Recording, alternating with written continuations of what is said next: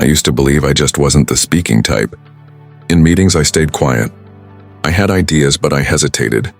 I doubted my words. Was my English clear enough? Did my accent make me sound unsure?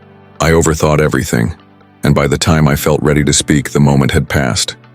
I didn't grow up learning to speak out. We were taught to be respectful, to stay humble, to let others lead the conversation. So even when I had something important to say, I kept it in. At work, I watched people speak with confidence even when they had less experience. They got noticed, I didn't. Eventually, I started feeling invisible. A friend suggested Toastmasters. I thought she was joking. Why would I willingly speak in front of strangers? But she told me something that stuck. It's not about being perfect.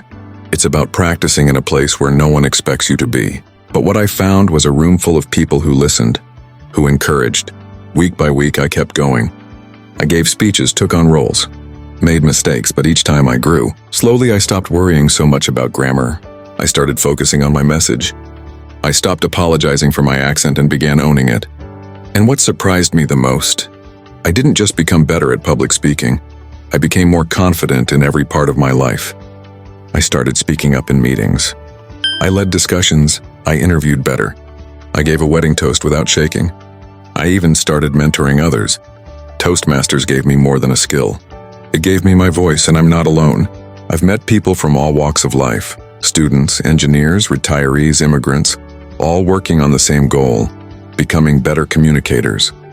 So if you've ever held back your words, if you've ever stayed silent when you wanted to speak, if you've ever felt like your voice didn't belong in the room, Toastmasters is for you. You don't have to be perfect.